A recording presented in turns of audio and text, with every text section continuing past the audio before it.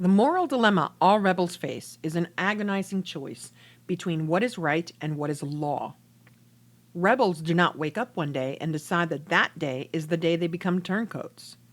It is after decades of oppression and subjugation that the choice simply isn't a choice anymore. In that moment, they do not realize the sacrifices they will endure as a result of that choice. Those sacrifices are often unseen by the many. So true. So true.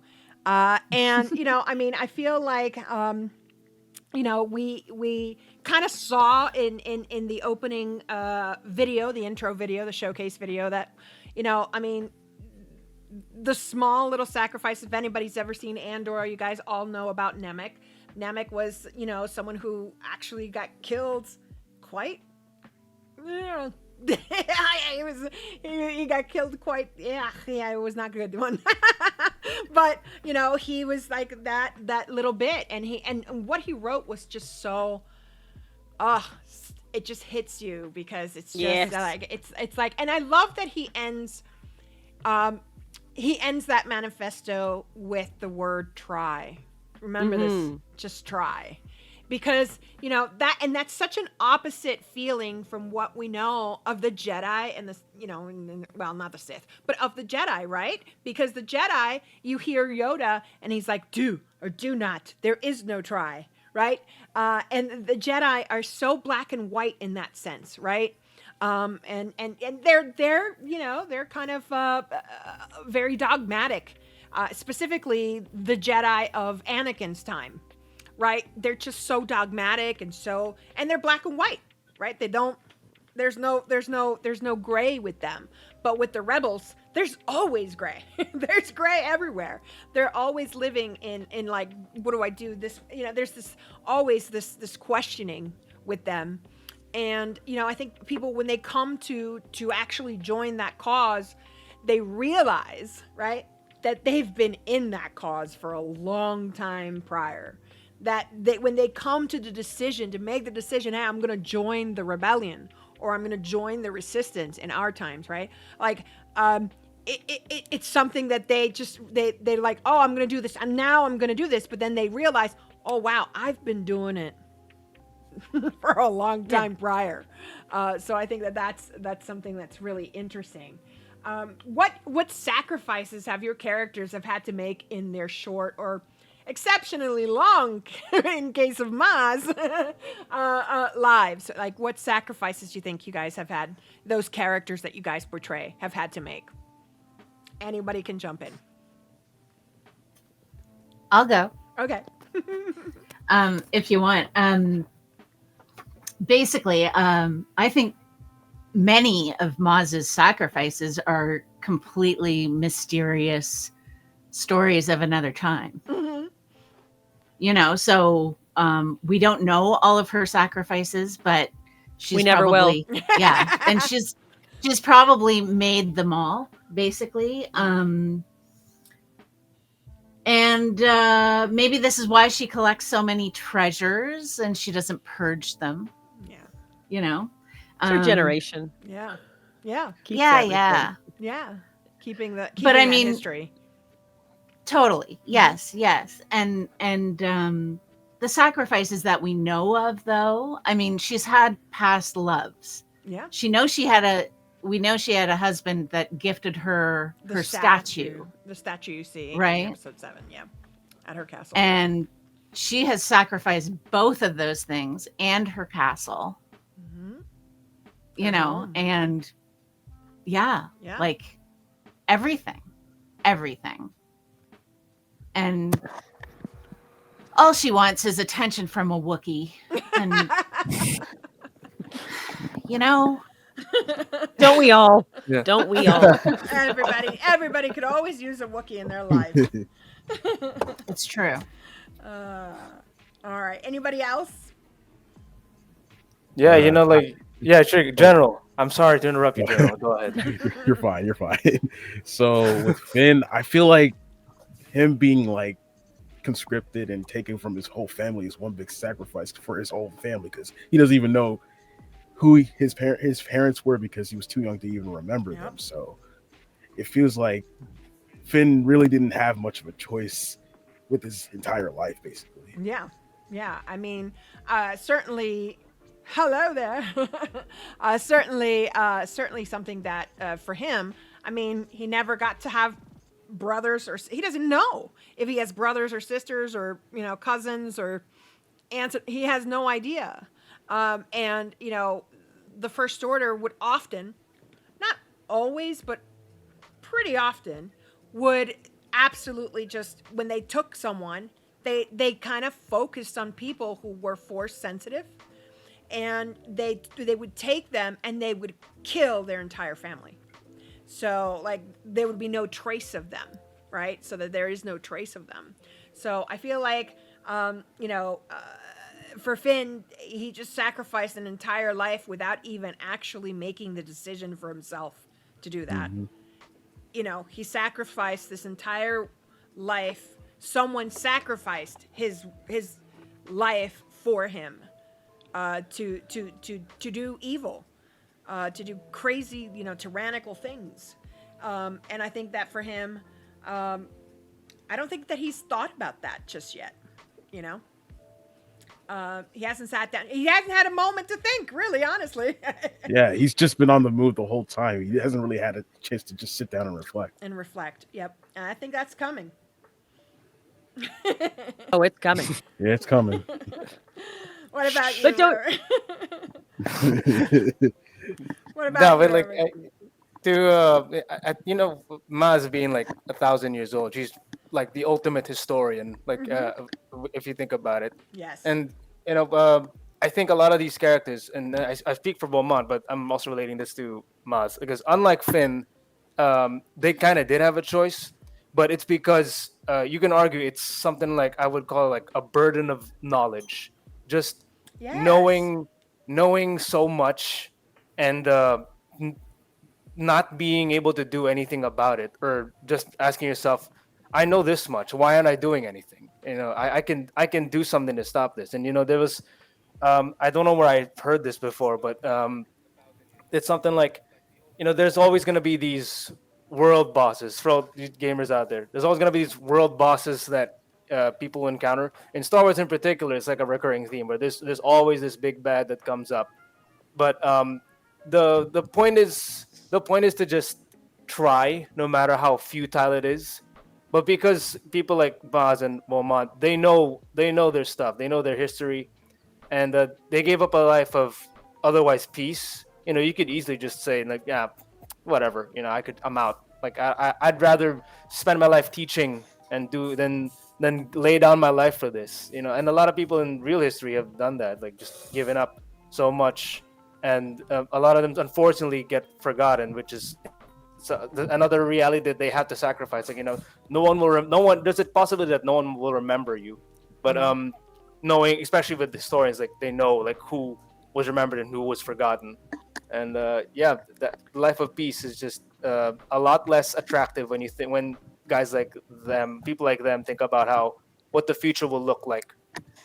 Yeah, I totally agree. And I think that's probably something that you would probably see like Beaumont and Maz kind of like connecting with, specifically their breadth of knowledge around the events just of the galaxy. Just speaking about world history. Yeah, because I mean, how often would you get like the chance to sit down with someone who's actually seen it all, right? Yeah, the first hand, what's it? The primary source that can talk. Yeah.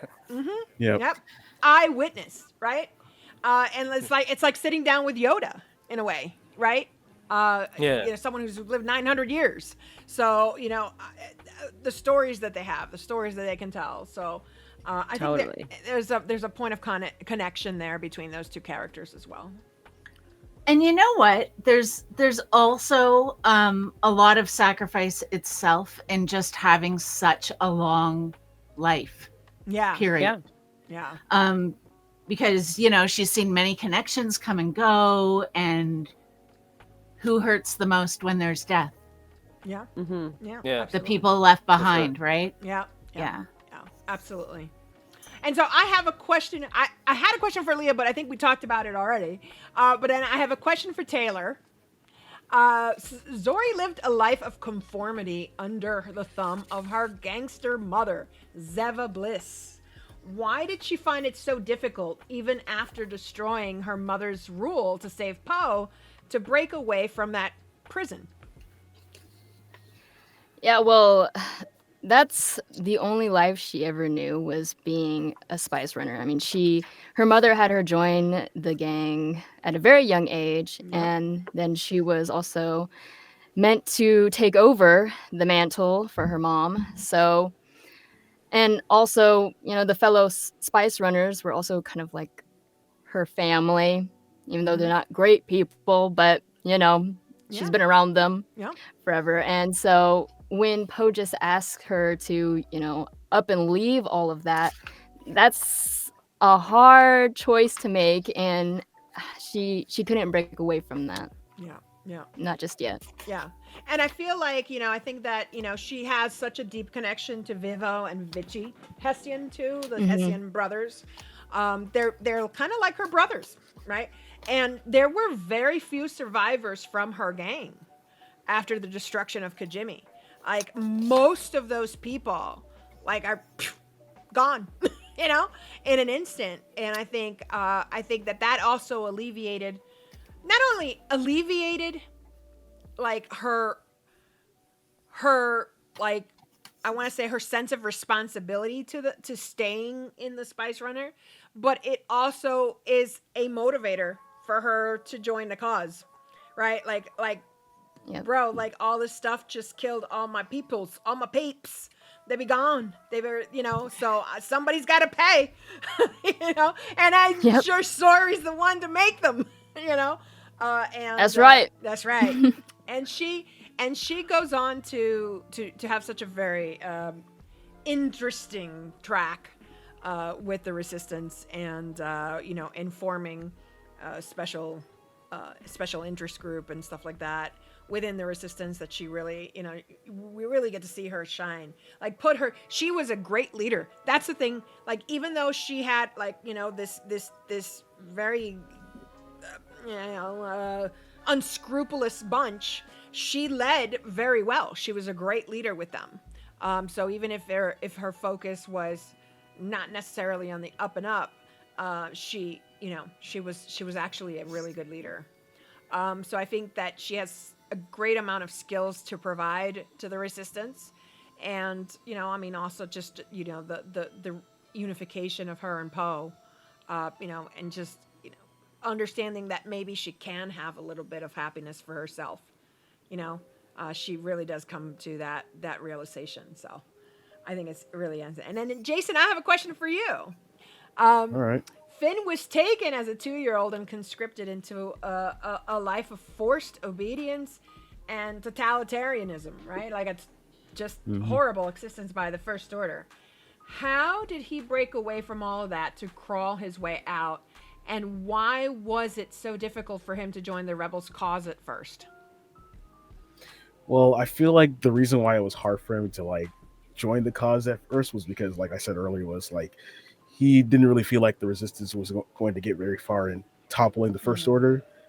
So after a while, like after spending a little time with Rey, getting to know her, and then meeting Poe, and then meeting Rose, he started to realize that, hey, maybe I can make a difference. And after he saw all that war, all that pain, all that suffering he was witnessing, he was like, yeah, I need to do something, because at his core, Finn is a good person.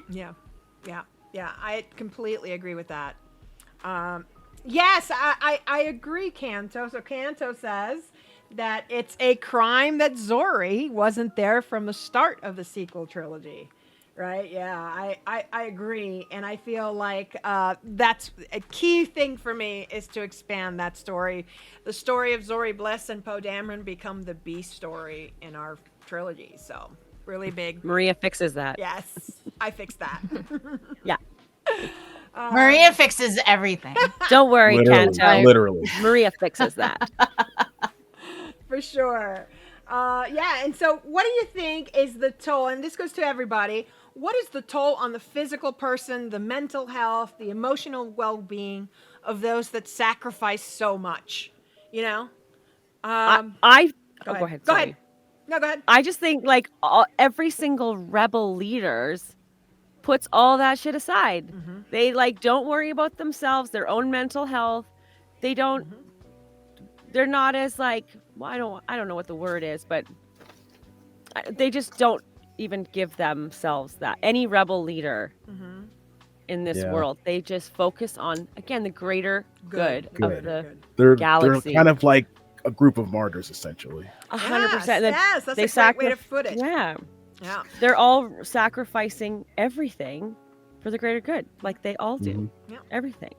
Like what you they know- personally want doesn't matter. Exactly. But sacrifice can also be very empowering, It is. right? Yes, that's Yeah. very true. Sacrificing takes courage, and sorrow from a loss takes the strength, right? And Mhm. those things create the empowerment. And they And take the then- love where they can get it too. Like Leia still has Han, even though she's the most selfless person, I think. But she still has her physical relation. Like she has her person. Yeah. She's found Yeah. time to have love, and she's allowed to do that. So they do carve out some time for love, and Yeah. Especially sorry. especially sorry. Sorry's more like she tells Poe what to do. She's like, listen, Love that. you and we're getting back together and we're going to be, that's it. And you have no choice in the matter. That's right. Yes, absolutely. All right. I think for the mental health aspect, one thing that really kind of comes to mind is, from Andor, right? From that series. Man, Luthen Rael's speech, episode 10 of that series is a 12 episode series. Episode 10 of that series, when he gives that speech, man, you're just like, wow, okay. He's like, I burn my life for a sunrise I know I will never see. That's crazy. Yes. That's, like that hits so hard. And Stellan Skarsgård, I mean, Oh, Yeah. legend. Love. Right? Love him. Absolute legend.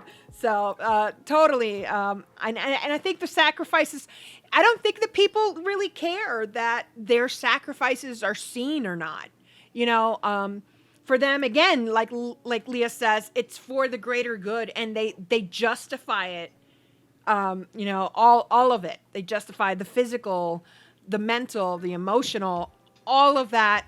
They sacrifice that for the greater good, and I think they're also inspiring, right? Like the stories that are told in Star Wars are stories that are told in so many different things, right? It's not just a Star Wars story, and I think that's probably why for a lot of people, like Andor didn't feel like Star Wars, right? Because Totally. right, Yeah. it was it could have been anything, right? Yeah. And so I think for a lot of people, they were really expecting that show to like be Star Wars-y. But to be honest with you, I mean, the story of the Rebels is not a Star Wars only thing. And so for that expectation to have been the reason why you didn't see it or why you poo-poo it or whatever the case may be, it's like really, I want to change the narrative on it. I want folks that maybe that they didn't like that series because it didn't have the lightsabers and it didn't have the Jedi and it didn't have the Force, all this kind of stuff, because that's so much what Star Wars really is about. But I want folks to understand that, like, without the Rebels, there would be no Jedi. There would be no lightsaber battles. There would be no, I mean, the Rebels are the stage by which all of those things happen. And it's the same with like, the stormtroopers and things like that on the other side of the coin, right? Like all of those folks, some like Finn, some are conscripted from so young, they're brainwashed, right, into thinking that they're doing something good. And so for them, they're like, they're no different than a rebel, really, because they've been so conditioned to that thinking that they're doing. Oh, but we're providing law and order for the galaxy, and they're just brainwashed into thinking that. And it's really hard to break that. Yeah, go ahead. Yeah. Oh, okay. No, I think you're so right. Like everyone has their opinions and is who's right and who's wrong. Like there's Yeah. some good sides about having, one leader and like everyone falls in line and there's order and every organization. But then it's like, oh, but the human rights violation, not just human rights, like like all the species that are suffering and the billions of lives that have been lost in this world and all these worlds and planets just getting destructed. Yeah. So who thinks that's right? Like it's against most people's grain, thank goodness. Yeah. I mean, honestly, Anakin said it best. He's like, from my point of view, the Jedi are evil, right? Like, because, he had such a different perspective, from what was denied of him, so much was denied of him. They ripped him away from his mother at such a young age. And he couldn't have a wife. He couldn't have love, couldn't have relation. Yeah. It was like always just no. And so from his point of view, they were, they became the evil for him. So, but so, all right, so let's move on to our next topic.